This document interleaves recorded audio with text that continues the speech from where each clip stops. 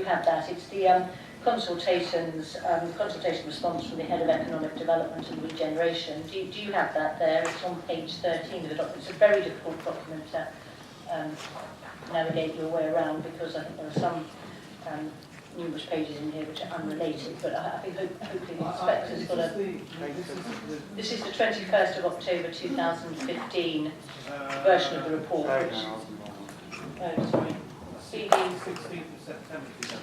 beg your pardon. So CD sorry, 8.5. CD, I beg your pardon, it's CD 8.5. Let's go to CD 8.5 because I think that's the last report in the series, isn't it? So that's the last final report. Is that the October one? It is, yes, you're absolutely right, yes. Okay, it's like the second page 13, if that makes sense. Yes, thank you, yes, it does. And hopefully the inspector can find that. And it's the comment from the Head of Economic Development and Regeneration that I think you draw attention to, isn't it, Mr. Alston? That's right. Do you have it, sir? Yes, I do.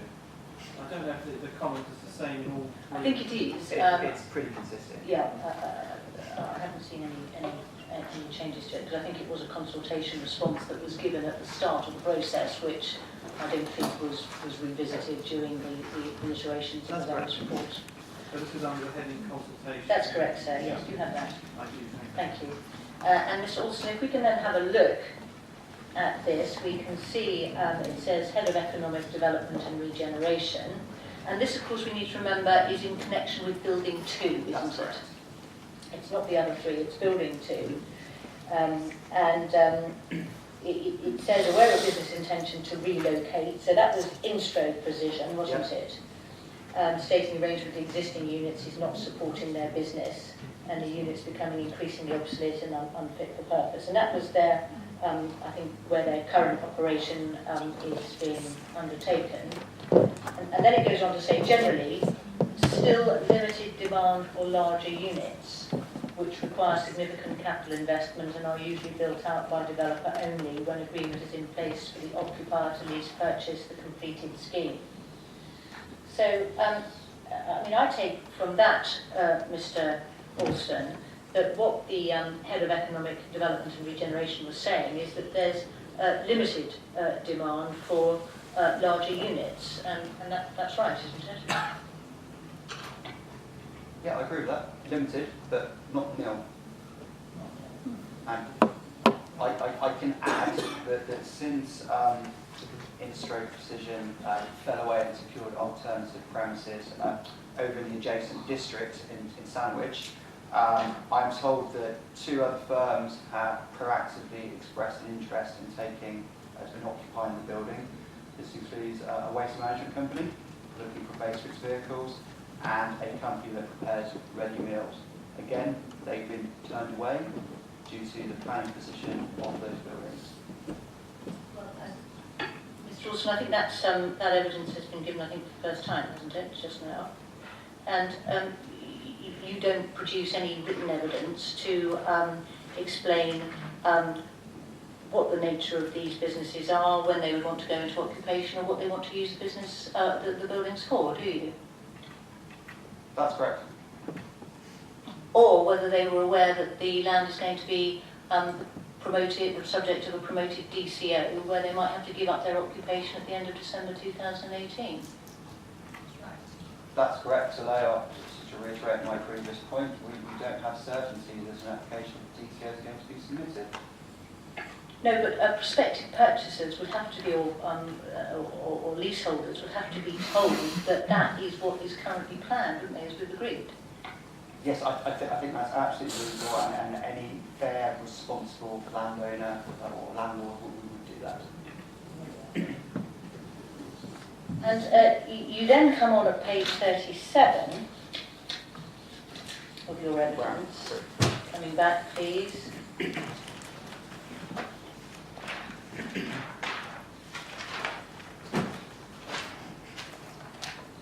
Actually, I've covered that point now. I won't take any more time up with that. Thank you. I think we've already dealt with that.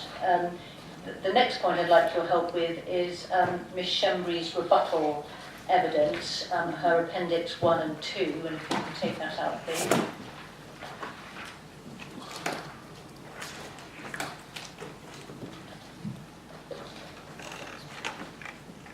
And I know you're going to be producing your schedule, Mr. Alston with Miss Shembry, but if we just take... Can you give me a second? Yes, of course, yes, of course. Documents. Original evidence.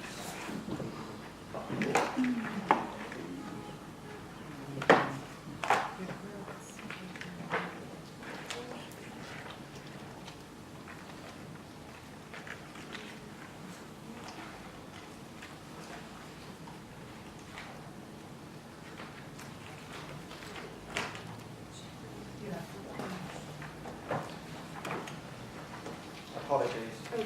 I have it. Thank you. And if we look at Appendix 1 and Appendix 2, Yes. you and I can agree, I hope, that there is a significant amount of employment land available for employment uses, isn't there? I believe it's common ground between us that there is extensive employment land available in the district.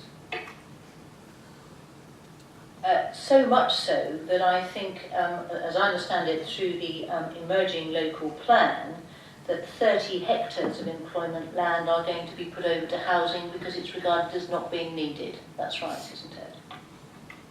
I believe that's the case, yes. And the reason I would suggest that there is employment land rather than employment premises, Mr. Alston, is because there's no demand to change it from land into premises, hence the conversion of 30 hectares to residential in the local plan. It's either going to be a lack of demand points or a market failure point. That buildings for which there is demand or need aren't being provided due to failures in the market, whether that be viability or otherwise. Now, based on the information that's been provided to us by the Council, Head of Economic Development and Regeneration, there is a lack of supply of industrial type buildings which are larger. The majority of buildings that have been built recently tend to be of a smaller nature, is my understanding. I would suggest to you that the reason that buildings have been erected recently is in order to meet the demand that actually exists, and that's why smaller units have been created, because if larger units were required, they also would have been created. I mean, that's fair, isn't it? I think that's fair.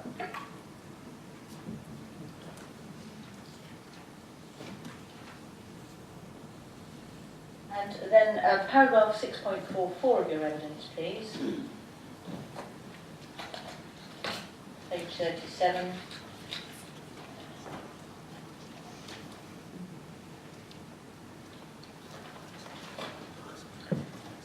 Just to finish this point off, at paragraph 6.44, you make the point that in Little Roman 3, that much of the existing employment accommodation is of poor quality, which is likely to restrict demand, particularly from inward investors. But you and I can agree, can we not, because it's your evidence, that 3 out of these 4 buildings are in poor condition, aren't they? Yes, we can agree with that.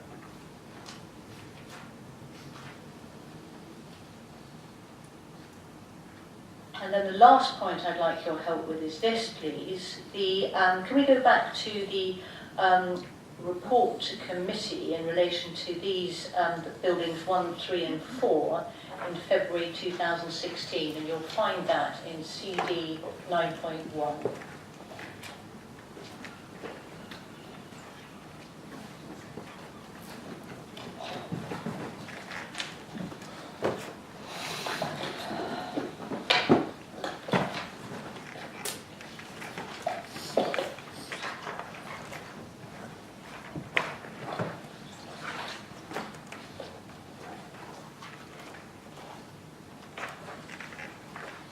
And can I ask you, please, to turn in that document to page 13, and this is the report. We just actually, perhaps to start with, we look at page 11 just to orientate ourselves. This relates, this report is a result of an appeal which has been submitted. So it's in connection with the appeal against non-determination of buildings 1, 3 and 4, isn't it?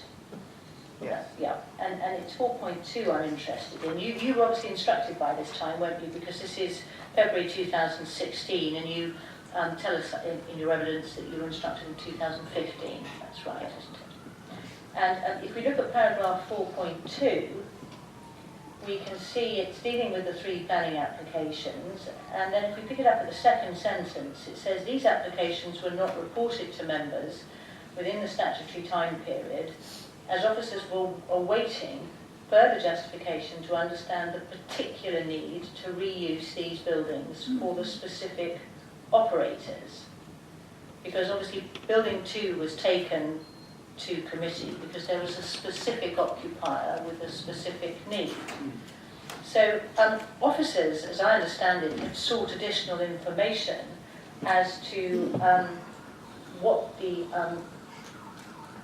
specific operators were that were going to go into occupation of these buildings, and I'm right in saying, am I not, that that information was never provided to the council? Let's get the dates right. Information was submitted in respect to Building 1, letter dated 17th of July.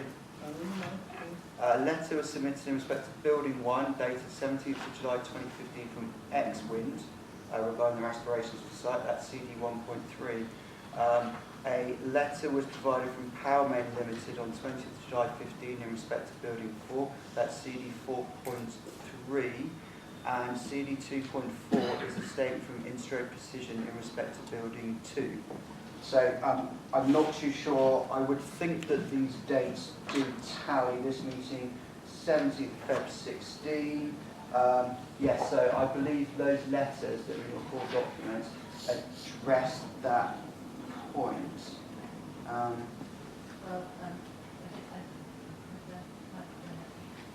Sorry, Alston. Well, Mr. Alston, they couldn't have addressed your point, could they? Because, I mean, this report was in February 2016, and there was no suggestion that any subsequent information had been provided at the time this report was written. Hold on a second. So Can I just have your help though? Just coming back to those letters that you referred to, the 17th of July 2015, CD 1.3. Which building did you say that was? That's Building 1. that's correct, yep. 17, and the other one, CD 4.3, that was Building... 4. Right, they're already in, they are the current occupiers of the building. Yeah. Building 1, they've gone, you're telling us? The occupiers then, they've gone. That's correct, that's what I'm saying. And there was one other document that you referred to, I didn't quite catch. CD 2. CD 2.4, which relates to Building 2. So that would have been in-stroke provision, That's wasn't it? in-stroke, yeah. And they've gone as well, haven't they? I just want to just check some dates with you. Applications were submitted on 23rd of May 15. Paragraph 4.2 basically gives the reason why these applications were not determined within the statutory timescales, 8 or 13 weeks, whichever one applied to these applications. Now, looking at the dates, it's 17th of July, 17th of July, 20th of July. It seems that these letters were submitted around the sort of 10-week mark. So I don't think we need to debate it massively, but I think that's the sequence of events, and that's what the paragraph is referring to. That's very helpful. Thank you very much. So I just come back then, insofar as the document that was submitted on the 17th of July in relating to Building 1 is concerned, those occupiers are no longer there. They've gone. Building 4 occupiers are still there, and insofar as Building 2 is concerned, the CD 2.4, that was in-stroke provision, who've now gone to Discovery Park. Yeah, that's right. Thank you very much. That's all I want to ask you about employment land provision.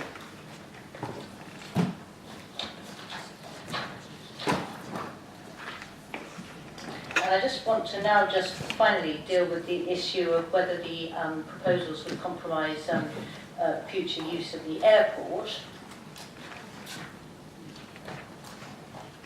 And if I can ask you please to turn to page 32 of your evidence, paragraph 6.30.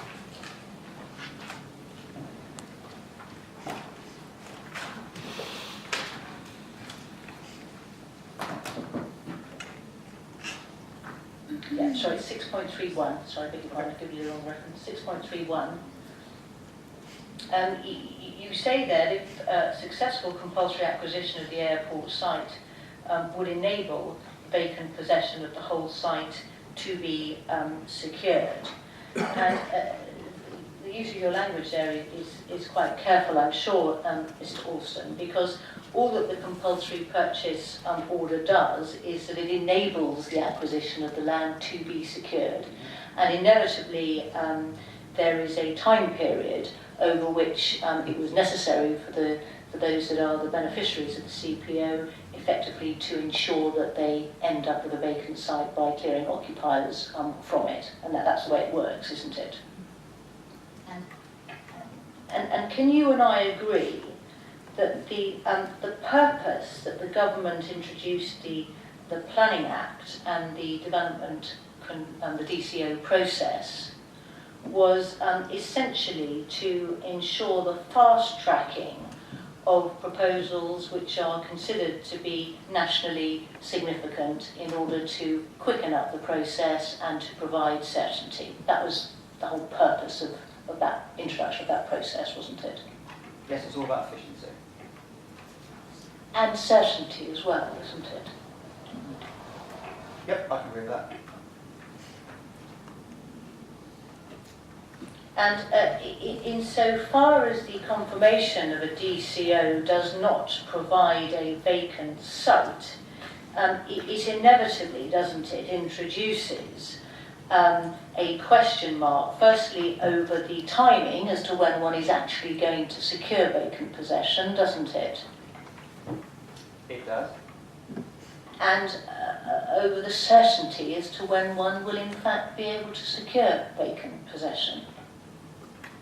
It does. What it does is it ensures that the powers to ensure vacant possession are incorporated as part of that development consent.